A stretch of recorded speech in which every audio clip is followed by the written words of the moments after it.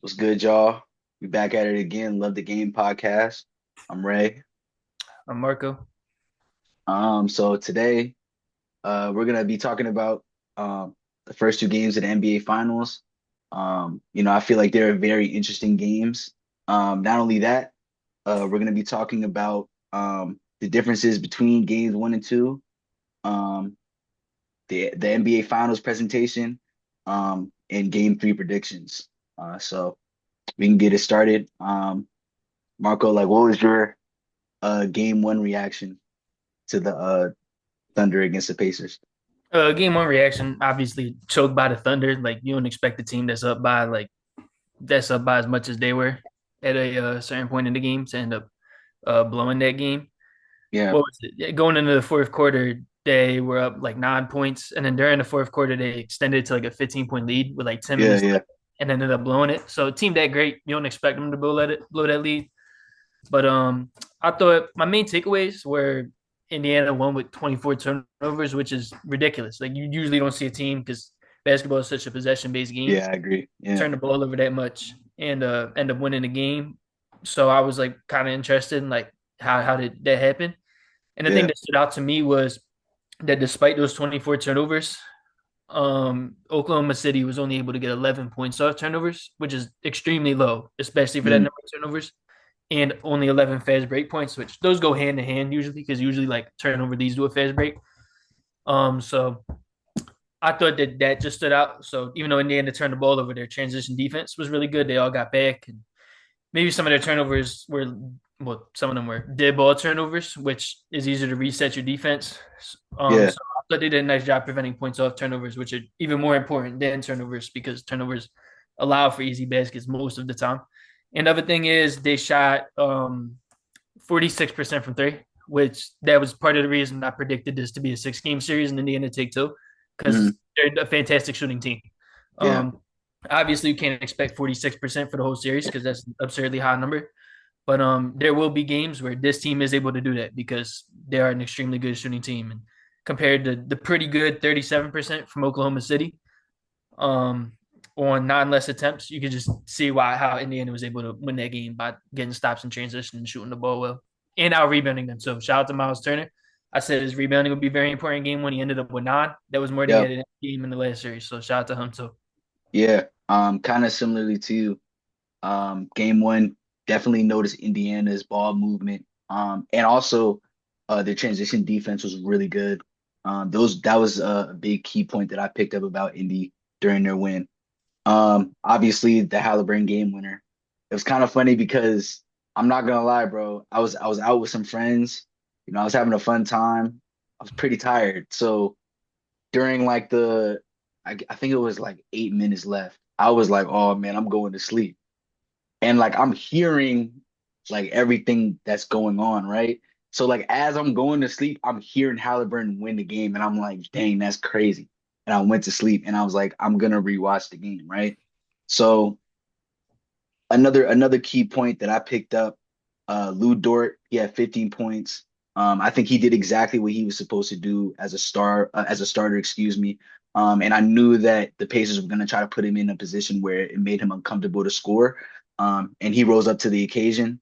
And another player in game one that I really liked, that I'll probably talk about in game two as well, was Alex Caruso.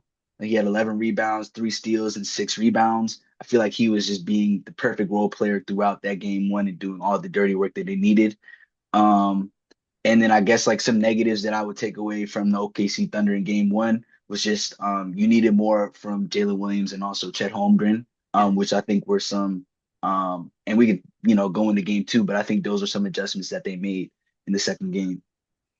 Yeah, I agree. I just want to build on that like real fast before we go on the Yeah, go next ahead, game. bro. Hartenstein only got 17 minutes that game. I thought that was bad from Dagno, especially when you're losing the rebounding and you can run the double big lineup. Yeah, Because Chet is like plays the power forward really well, and there's been a really good lineup for you recently. yeah, I kind of was disappointed that he didn't lean into that more, especially when you're getting out rebounded by a team that you just frankly shouldn't get out rebounded by. And yeah, shout out to Lou Dort because I did mention in our last pod, I put Aaron Wiggins as a guy that I thought was going to be important because Lou Dort is a very inconsistent shooter, and 5 threes out of him, 5 for 9 from three in game one. That was absolutely major. Allowed him to stay on the court, and he was very impactful that game despite the loss. Yeah, so I guess what were some differences that you noticed between games one and two, specifically on OKC's end, and we can transition into Indiana a little bit later. Well, the biggest one to me, they won. Well, not the biggest one, but up there for me was they won the rebounding battle. This was something that I anticipated them to like just be able to destroy the Pacers on, and them losing it Yeah, like and pretty handily in game one was very surprising to me. I think part of that is Hartenstein did get 5 more minutes this game, but he's up to 22 instead of 17, and he brought in 8 rebounds this game. As a team, they brought in 43, yeah, and they usually rebound well as a team, but definitely Chet Holmgren so really stepped up the second game, scored 15 points in 28 minutes on 63% true shooting. yeah, While in the first game, he only had 9 on oh my bad, 6 on 30% true shooting. So he's up 9 more points, way more efficiently. Um, so I just thought you mentioned him before. He is either the second or third best player on the team based on how you view it, and his mm, performance in game one was kind of unacceptable. For somebody as good as I think that he is, like I think with a full off season to recover and stuff, I think he's back as an All NBA team member next year. And I thought that he would have had a very good chance of doing that had he not hurt himself because it looked like he lost some mobility post injury. yeah, I think yeah. I he's could just a see that. fantastic player. So I was very disappointed in game one, but I was impressed with game two, even though his stats weren't off the charts. He did what he needed to do and like scored efficiently in his touches, which is all you could really ask for him. And he's one of the best defenders in the league in Yeah, a very important role. So I thought that was important. Thought that was major. Shout out to Aaron Wiggins. He had a fantastic game last night. on So God, on God. um I I knew that he was gonna have one this series, and because he's a really important player for that team during the regular season, I figured there would probably be a game where they lean on him, especially against a team that's as deep Yeah, as the Pacers. Had 18, made 5 out of 8 threes, and so he did exactly what I asked for him to do.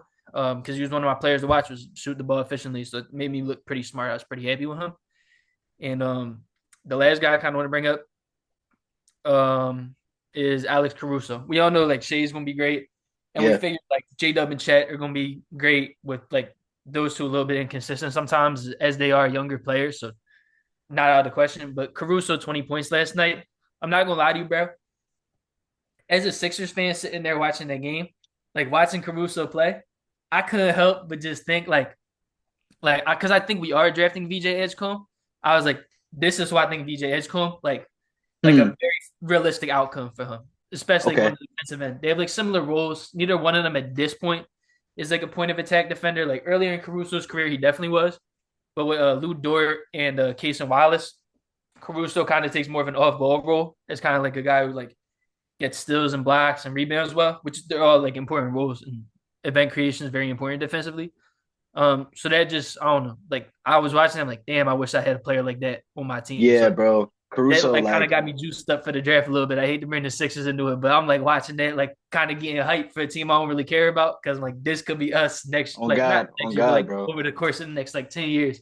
Yeah, But our guy was like this because he's probably better than some All Stars in terms of like winning, like or yeah. some guys I who know really what you like mean. star Like, level yeah, guys. You know what I yeah, mean? Like yeah, Zach, not to like I like Zach Levine, like he's a fun player to watch, like really good player. Like I don't know if you ask me which one I'd rather have, like on like a team that is like competing like yeah, floor raiser, I probably go Levine, but ceiling raiser, I probably go Caruso. Like I just think that's how great Caruso is. It's not a diss on Zach Levine. He's just the first one that came to mind because they were both on the Bulls at the same time. yeah, yeah. So yeah, kind of to piggyback off of you. I mean, Alex Caruso, I think had a really good game too. I think he was very efficient in his shot making. He made four threes out of eight. He made all of his free throws, and he also played a big role, I think, in just mucking the game up. So some key takeaways that I got from OKC, they really made the Pacers play slower. I felt like at times like it reminded me almost of like a high school game. Like you know how like when you're guarding somebody, they're kind of like frantic on where to pass it and they're just kind of passing around. Like I feel like OKC really made Indiana kind of sit there and try to think about what move to make next. And I was really impressed by that. A big credit in that not only is for Caruso, but also Kason Wallace. I was really impressed with him this game as well. And even I told you, and this will be something that I'll probably talk about with Indiana. Something that I knew that OKC would try to do was, try to make Miles Turner be uncomfortable, not be in the paint. And there were times that they got away with that. And I would see Miles Turner get beat on a couple plays on the perimeter. And some of that would also consequently turn into offensive rebounds for the Thunder again. Like I saw Kason Wallace out rebound him at one time. You saw a couple guys get boards. Aaron Wiggins had a deep three that changed the whole game. That's another guy I wanted to talk about as well. Aaron Wiggins, I was really impressed by him. I feel like he went crazy in that second quarter, bro. And I think again that'll be something that I can talk about with Indiana. And also the double big lineup in OKC, I think really worked very well today. And it made Halliburton uncomfortable, and that's not something that a lot of teams can really say. I feel like he found his rhythm in the fourth quarter, excuse me. But you want to walk away happy with this type of defensive performance, sure. Yeah, definitely. Yeah, Halliburton, like that was my one criticism of him early in his career was like his like lack of aggression. And it's still, I think, a fair criticism of him. But yeah, definitely because he is shooting the ball efficiently. He's turning it over more than you would like to see from him. But yeah, Yeah, he definitely got to get the scoring going earlier because he is a very capable scorer. He's a very good shooter. I But agree. I agree, you got to bro. help his team out sometimes there for sure. But Yeah. no, What are what you some key said about the takeaways for Indy?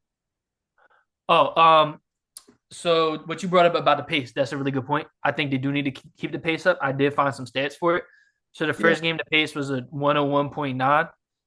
So the higher is the faster the game. And then for game two, it was a 97.6. So the pace changed by like over four, which is a pretty significant increase. But yeah, so keep the turnovers down, don't get killed on the boards, keep the pace up. And I think Halliburton to score more. Also, Miles Turner, you brought him up. We talked about him a little bit last night, but he's a great player, and I thought he did a really nice job offensively on the short rolls and the pick and roll, knocking down the shots, especially with how much what's it called, gravity that Yeah. Halliburton has, like being able to hit the shot when Halliburton gets like a little bit of extra help on that. But defensively, I feel like he just makes too many plays that I would classify as like a stupid play. You know what I I, mean? yeah, Like I know what you mean, bro. I think Yeah. it was game one. This one just like sticks in my mind because I watched the games with my dad because he really likes basketball, and I'm like, wow, that was a stupid play. It was in transition. I think it was somebody was posting up or Miles Turner's posting somebody up like in transitions 1-on-1. Nobody else is in the paint but them two, and Yeah. he just like, pulls him to the ground. And it didn't make sense because he put the guy on the free throw line like, and if he just stood his ground because it was a smaller guy like and didn't foul because it was just such an easy thing to do not to foul, it would have been Yeah. a much harder offensive possession for the Thunder. Or maybe Yeah. he turned the ball over. But it's like a lot of things like that. Like he has just way too many turnovers in this series. I think he's averaging like 4.5 a game on the series, which you really can't have that from your center, who's like an off-ball player. Like Miles Turner sits on the perimeter. He's more of like a catch and shoot big or like pick him like pop on the short roll. It's not like Yeah. Miles Turner gets like a handful of like post possessions. He'll get one now and then, but you just have like you can't have over four turnovers from your center who's primarily off the ball. Um, so I think just being smarter. They are a smart team, and I would say keep the 3-point volume high. Because that team is a team that's very capable of making it, and they are undersized. Yeah. So I think getting up as many threes as possible for them is very important. And I don't know. I would probably from them. I think Sim will help Shea. He has just like he might be the best I've ever seen at splitting a double team. Like Yeah. that's something like as He's somebody unguardable, bro. He's as somebody unguardable. who played guard. Like I'm sure you could relate because you're also like a guard when we like play pickup or like Yeah. Yeah. one of Yeah. your high school teams or AAU teams. His ability to run the pick and roll and then just split the double every single time and create like a shot is just so underrated. I don't think I've ever seen anybody like get double with the big every time and be able to split both of them and create a good possession. But I don't know, probably like ice him, force him like to the sideline or something like that, and like just hope the role players can't Yeah. make I agree. shots. Yeah. I think that's it. Like Shea is like just don't let Shea beat you because the role players are inconsistent on that team. If I'm Indy, that's probably what I'm doing. Like if Shea has like 35, I lost efficiently. I'm probably gonna lose this game. Yeah. Nah, I mean, yeah, to your point, he set the record. I don't know what number he's in. But Oh, he like set a record with 73 points yeah, for the like 73 yeah. points in 2 games. So like, we knew Shea was gonna do Shea regardless.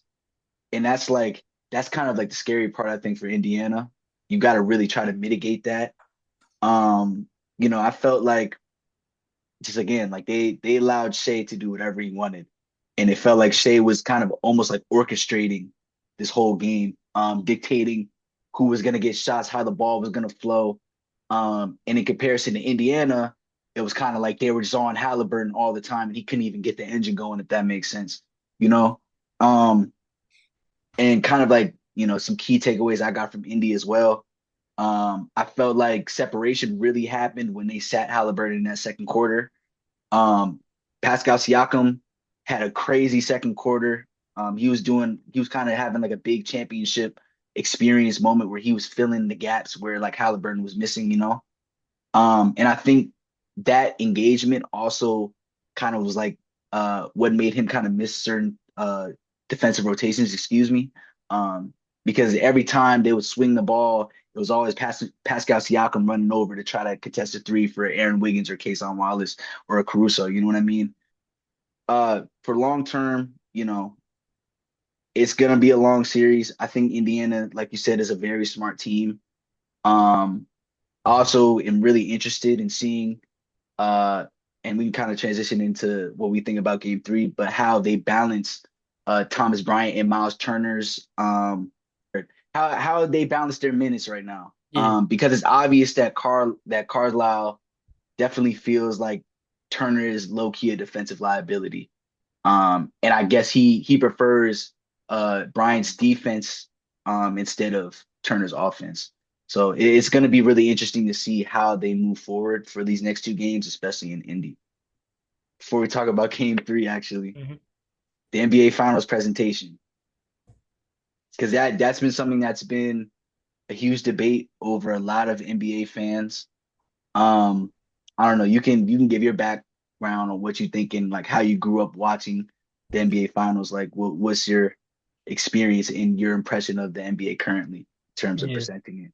I feel like I'm less nostalgia based than most people when it comes to stuff like that. Like I don't need things to be the way they were when I was a kid. But I will say this is something where I do agree with it. Like it watching game 1, like did it like we'll talk about game 2 next. But watching game 1, like it did not feel like the finals. Like Yeah, it kind of did, yeah, I agree. like nothing on the court to symbolize the finals. You got YouTube TV everywhere. You got like a bunch of CGI ads, and like nothing like mentioned how it's the NBA finals. That was weird to me. Now, game 2, they brought like the little Larrys, which that was actually hilarious. Like it Yo, was that like was not hilarious, what bro. we wanted. It was hilarious. But the thing that bothered me was the excuse for no Larry in the middle of the court where everybody wants it, like with the logo like in front of it, and then Larry in the background. The excuse that they gave was they were prioritizing player safety, Yeah, yeah, which con like which I would absolutely buy because I understand when you add something like that, it does make it slippery. I would buy that if the NBA courts weren't a completely different were a completely different color for the NBA Cup. bro. So I I'm was like, thinking the same thing, bro. so I'm like, you Saying the got the same thing. NBA Cup courts that are like colorful and got like the joint in the middle, but then Yeah, you can't do it for the finals. I don't that yeah. didn't make sense to me. Yeah, I mean, yeah, bro. I mean, I've been thinking about the NBA tournament for a minute because their presentation in general is like something that I dislike because of the colored courts.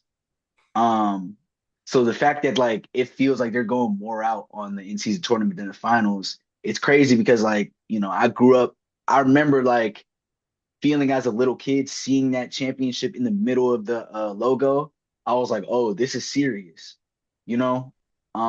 Even like when it comes down to the little details, like they don't even, I mean, game 1, they didn't really show a lot of gold, in my opinion. I think game 2, they kind of made it feel a little bit more gold, but like, it didn't feel like the finals. Yeah. And it shouldn't even be like you're not even seeing the finals anywhere. It shouldn't feel like a regular season game. So I know Adam Silver did say they're going to try to address the problem.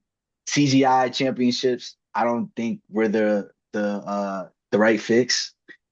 Um, but I hope that this experience is teaching the NBA how to still be in touch with the culture, how to still be in touch with basketball fans.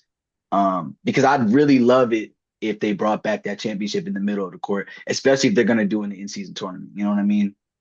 Yeah. So And like what the Rockets, like when their court, they got like the big spaceman there that they're bringing back next season. Like you yeah, can't do a big center logo. Like I don't know, it's not like they're asking for something like completely new. They're asking for something that they did like all that time. And like I don't know, I just wasn't buying the excuse because I actually do like the NBA Cup courts. I think it is pretty fun. Some of them are so ugly. Like if they're all red courts, I just think it's so ugly. But some of them are cool. I do like the Pelicans when they have like a purple court and stuff like that. Purple my favorite color, so I watch that, and that's yeah. fun to me. I don't know, and I've been to a couple. I've been to one NBA Cup. No, I've been to two NBA Cup games. And Okay, you went to the Sixers one? yeah, I went to Sixers Cavs, where we lost it 2 years ago with a red court. I didn't Yeah. really like the red court on TV in person. It was better. And then last year, I think I went to the one against the Nets, and our court was like a dark blue. That one looked kind of nice on TV and there. So I did think it was fun. Like it's like Mm, especially in person. I don't know. I did kind of like it, but I can see why somebody wouldn't like it because it's like there's a basketball court and like doing all the colors is kind of gimmicky. But I don't know. I was kind of there for it. I like that they were trying some. But yeah, I just didn't get it. I'm like, you go all out for that, and you can't even do like the most minimalist thing for yeah, the NBA man. finals. Like it's the biggest part of the sport. Just Yeah, didn't. it feel like, I mean, I hate to make it sound like that, but like to I hate to make it sound like this, but it almost feels like a slap in the face to basketball fans. You know, like I feel like we've completely drained like what was sacred about the finals, you know?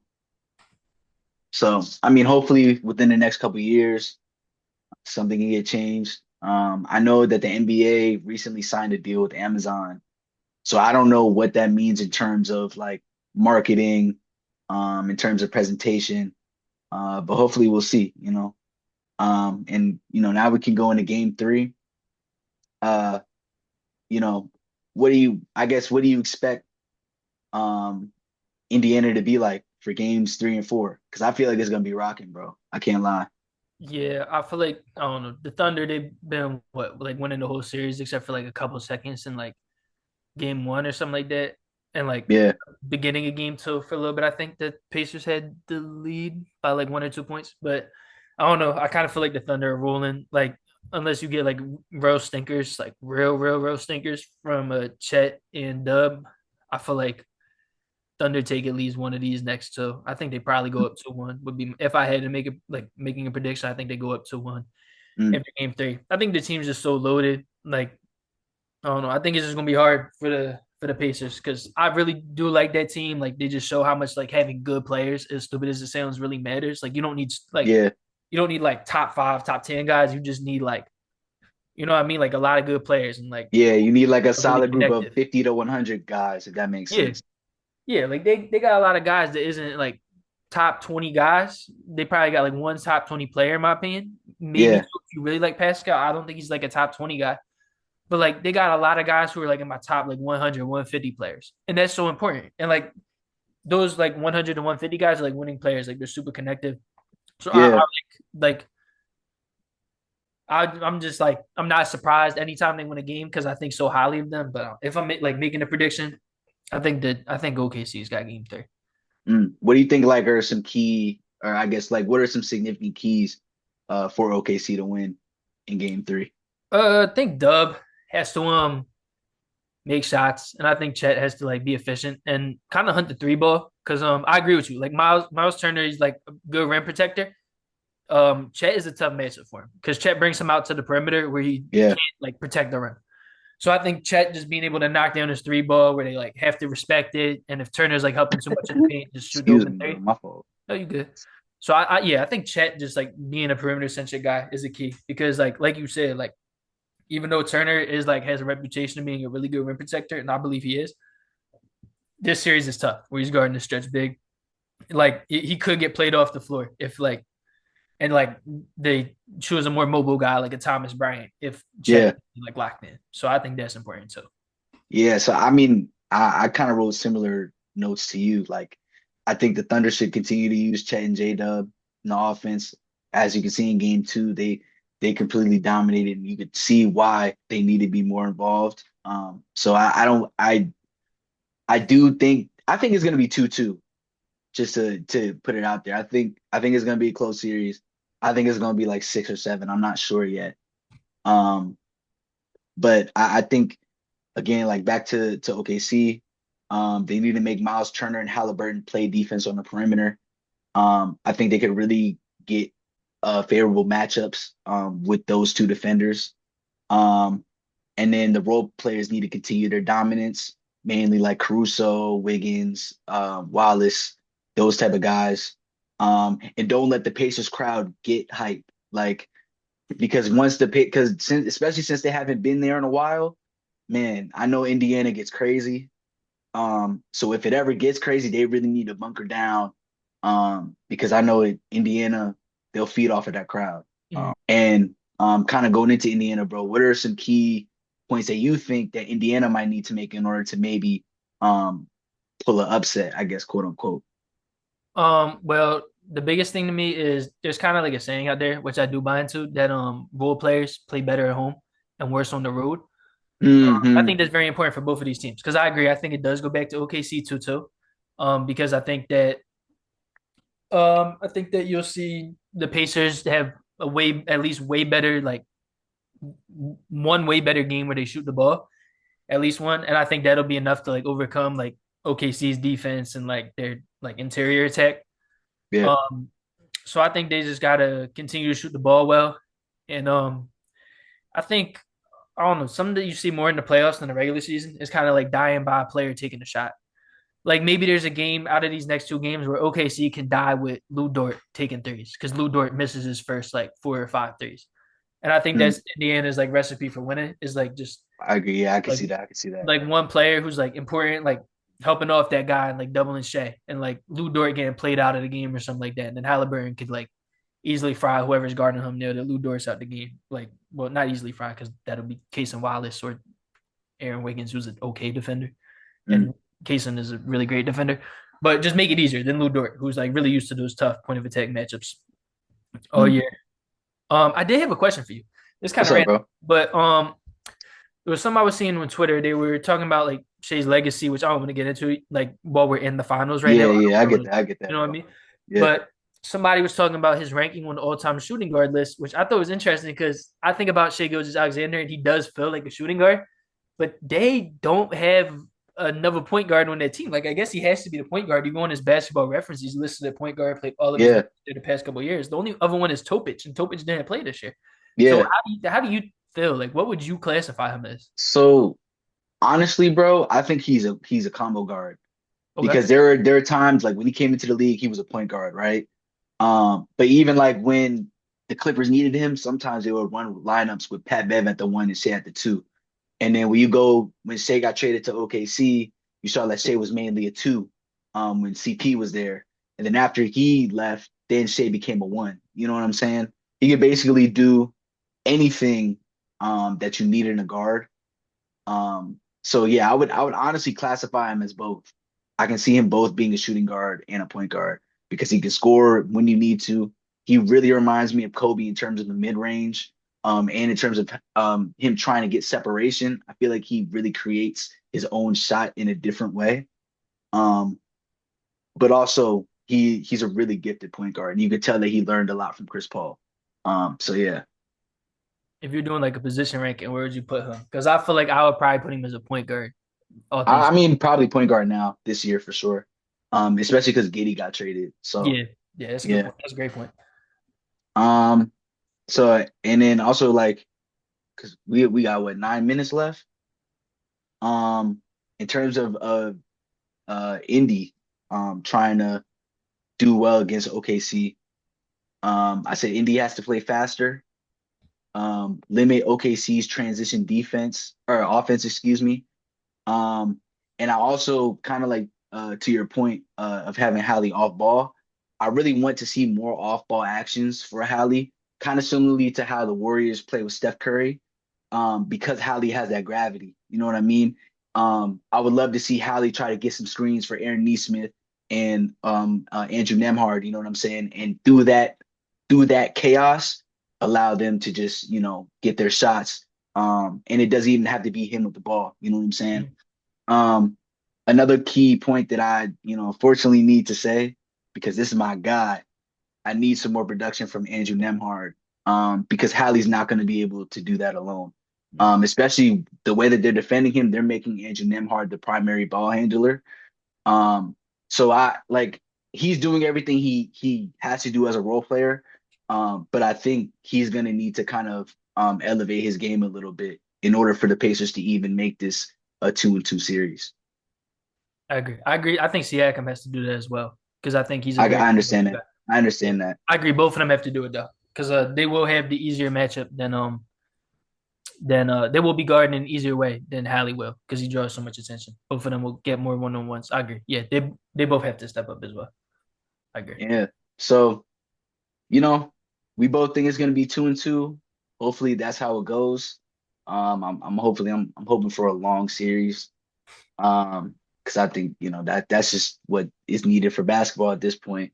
Cole, you got anything you want to say before we leave, bro?